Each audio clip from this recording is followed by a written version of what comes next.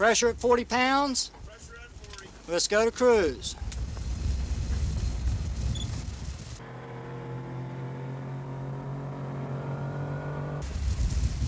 Safety off, accelerate. Clear.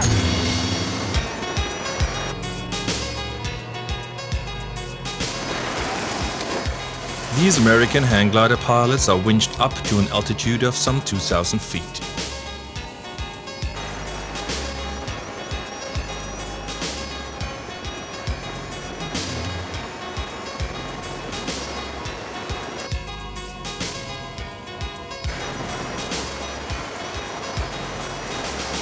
At the beginning of the 70s, the sport of hang gliding conquered the European continent from America via Australia.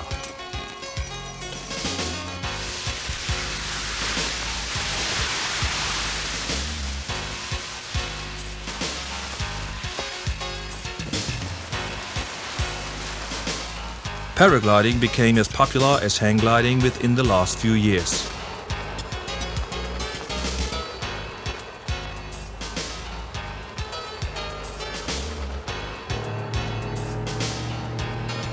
Also, paragliding has got the same inventor as hang gliding. Its popularity has been less important in the USA than in Europe, where some thousand pilots have found themselves enthusiastic for that new sport since the middle 80s. In fact, pilots of hang gliders as well as paragliders have proved that their flying machines are very much suitable for thermal flight and cross-country trips. There are even special gliders that allow passenger flight. If one adds an engine and a propeller, hang gliders change into ultralights, which are used for towing hang gliders too.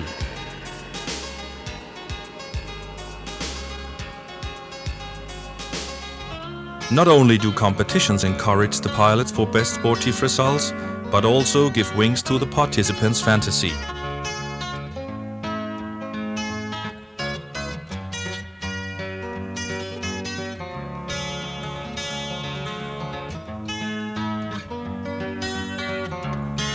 In the dunes of Kitty Hawk, a place famous for the first flights of the Wright brothers, American hang glider pilots meet for a funny competition every year since 1972.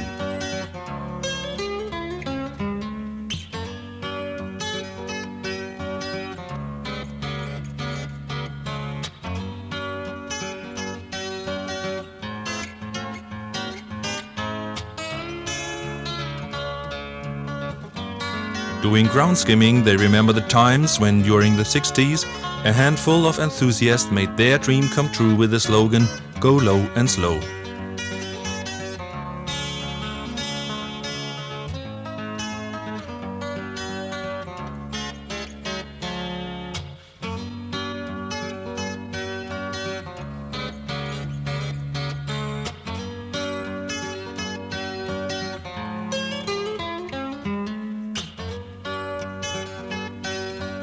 Here in Kitty Hawk, the former NASA engineer Francis Melvin Rogallo has found his home.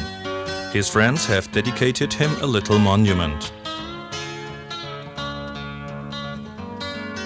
Being 78 years old, he remembers.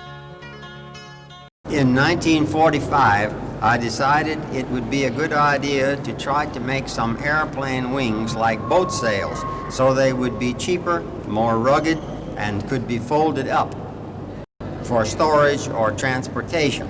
But in 1948, I thought maybe we could make wings without any sticks or stiffeners whatever, so they could be put in a sack when you weren't using them. We got a patent on that kind of wing. Here it is shown used as a kite. Later we used it as glider wings and as airplane wings. And there are many now flying in Germany called hang gliders and paragliders and ultralights. Actually, the patent describes technical devices that were realized only some decades later. Among those are rectangular and elliptical forms, as well as the idea of blowing air into the open tubes during the flight to stabilize the wing. Francis Rogallo may be considered as the spiritual father of hang gliding and paragliding.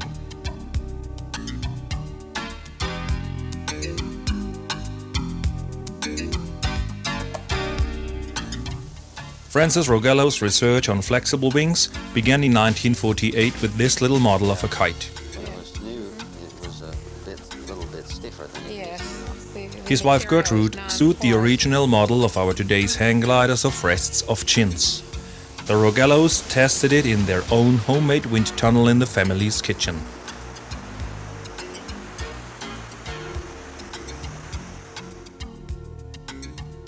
Being a young aeronautical engineer, Francis Rogallo had worked at wind tunnels, optimizing conventional aircraft for NACA during the First World War.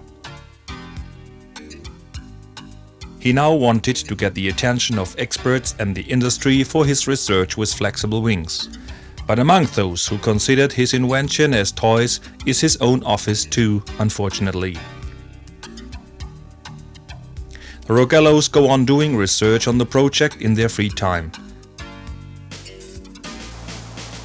New materials make the kite a popular toy for the kids. In 1952, we licensed a company up in Connecticut to manufacture these kites, and they made them just like we made them, but they put them in this tube. And they sold about 7,000 of them, I think. At the beginning of the 50s, Francis Rogallo used mylar for his kite.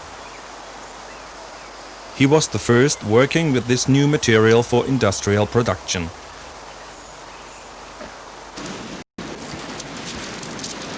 Well, this is a flexi-kite. It's a very simple construction. It's just one sheet of mylar, square sheet of mylar, with 4 equal length barbed strings. One on each leading edge, one at the keel, one at the tail. And I can fly it on one string, or I can put it on 2 strings and do acrobatic maneuvers with it, very simply. And it's waterproof and unbreakable. Some thousands of sold kites were a certain success. However, the world of experts ignored the various possibilities of operation.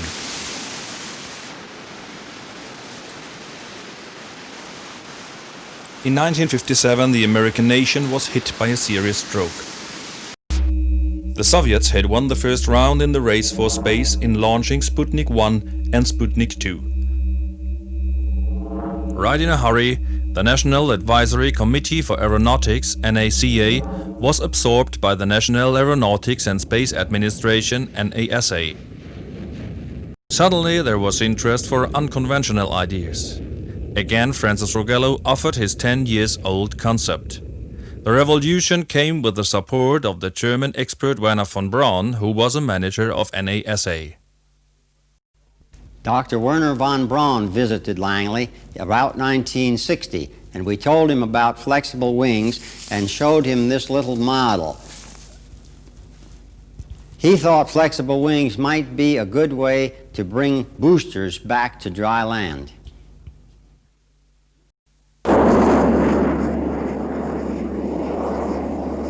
NASA started a costly research program to continue the development of Rogallo's wings.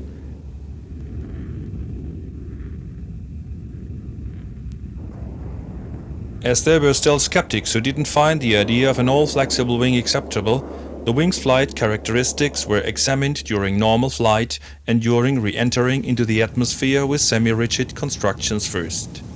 Models of boosters and similar objects served as loads.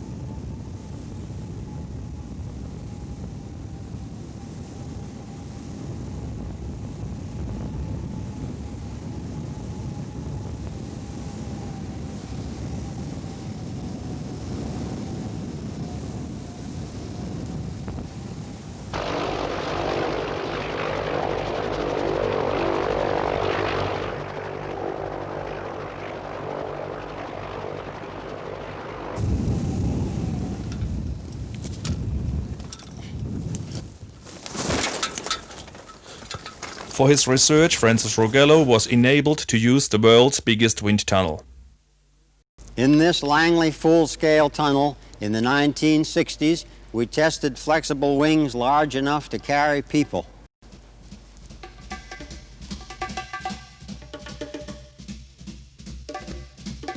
In the meantime, also the forces showed interest in Francis Rogallo's constructions.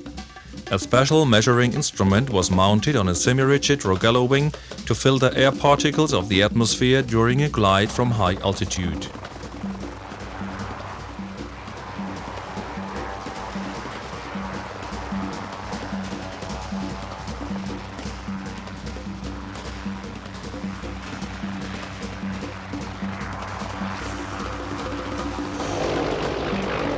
Another project of the forces planned to use it as cargo glider.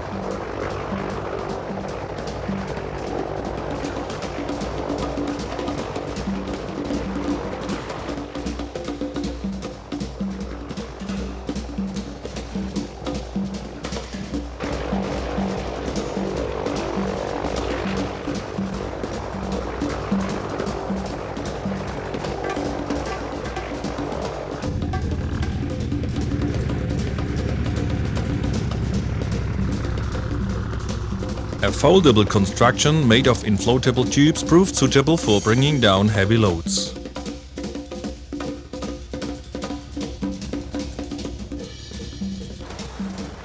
Francis Rogallo was approved to publish the NASA results. Only the military research had to be kept in secret. The young American Barry Hill Palmer saw these pictures and made his first hang glider in 1961 using bamboo and cellophane. He is known as the first hang glider pilot in the world.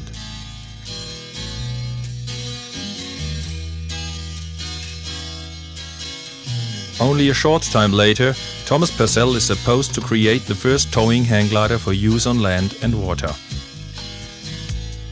The NASA too started to use the Rogallo wing mounted on a trike gear. Ryan Aircraft developed a tow glider for training and instruction flights.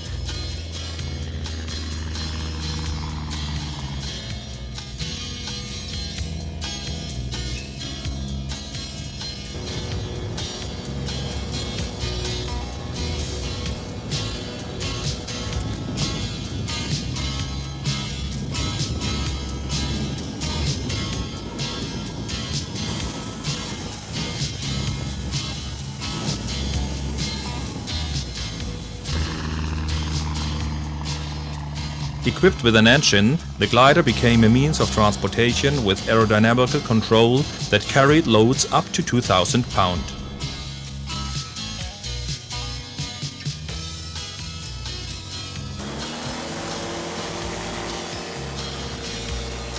Then Barry Hill Palmer recognized again the aspects for sportive aviation of the Rogallo wing and created and flew the first ultralight aircraft in the world.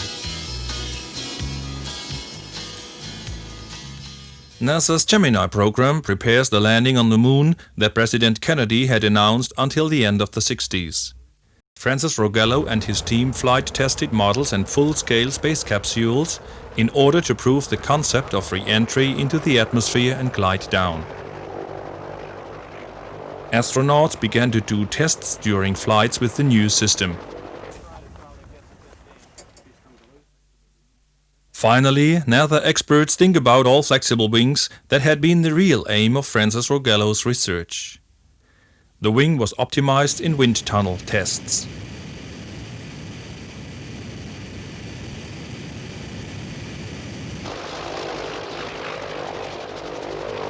Being dropped and gliding down radio-controlled, models with a single keel as well as those with double keels proved the concept.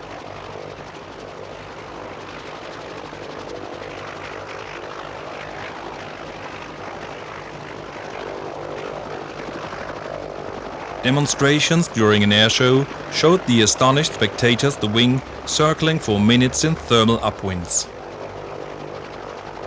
Members of the famous parachuting team Golden Knights were among the viewers. They were particularly keen on having a wing like that. The Pioneer and Irvine companies developed the first gliding parachute with the help of the expert Steve Snyder.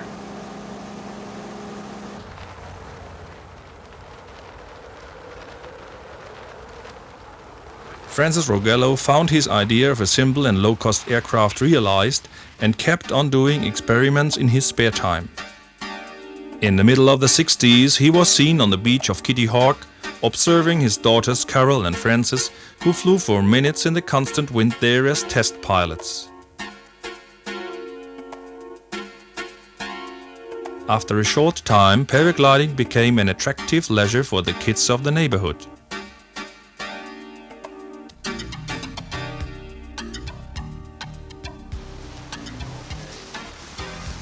Some 25 years later, we want to repeat those days' events. His daughter Carol again is a test pilot.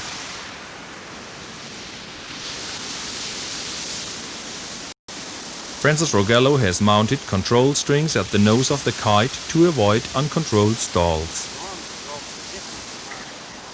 Additionally, Carol controls direction and speed with 2 strings at the wing's trailing edge, like today's paragliders do. Unfortunately, the wind isn't strong enough to lift Carol from the ground. The tests of those days were the origin of manned paragliding. However, there were no influences on the development of hang gliding.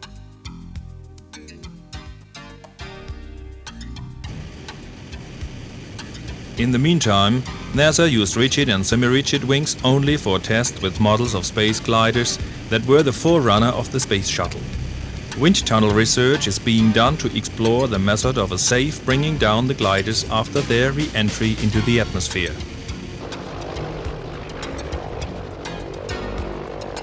All flexible paragliders proved out more effective.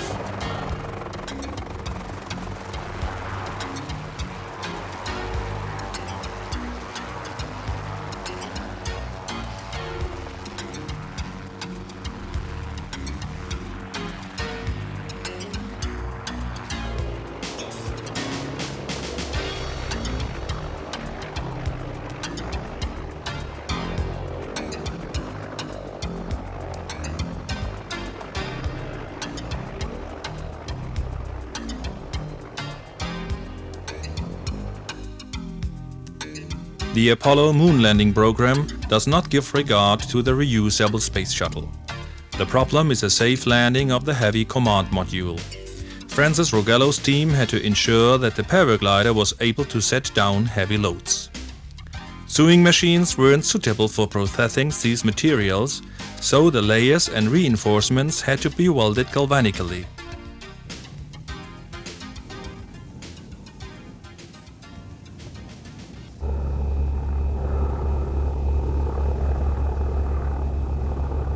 The development reached its climax when a 3-ton gauge was dropped successfully. In order to keep structural stress low, an automatic opening mechanism divides the pop-out into exactly determined phases. Detonators open the enormous square in parts until a span of more than 70 feet is reached.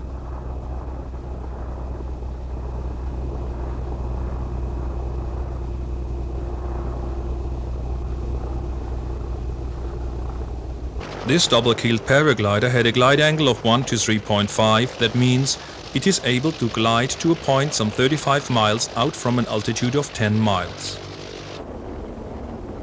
The instruments store data that verify the capability for the Apollo program. Nevertheless, NASA decided to use conventional parachutes. The whole research on the Rogallo wing came to its end after the flights to the moon and the beginning of the Space Shuttle program. Francis Rogallo is disappointed and retires at the beginning of the 70s, but his ideas live on.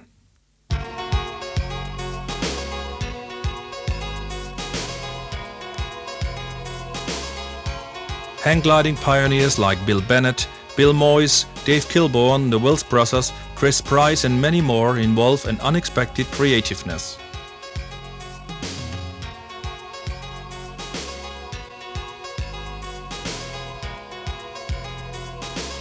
In 1974, Francis Rogallo wanted to feel the glide with the wing developed from his ideas.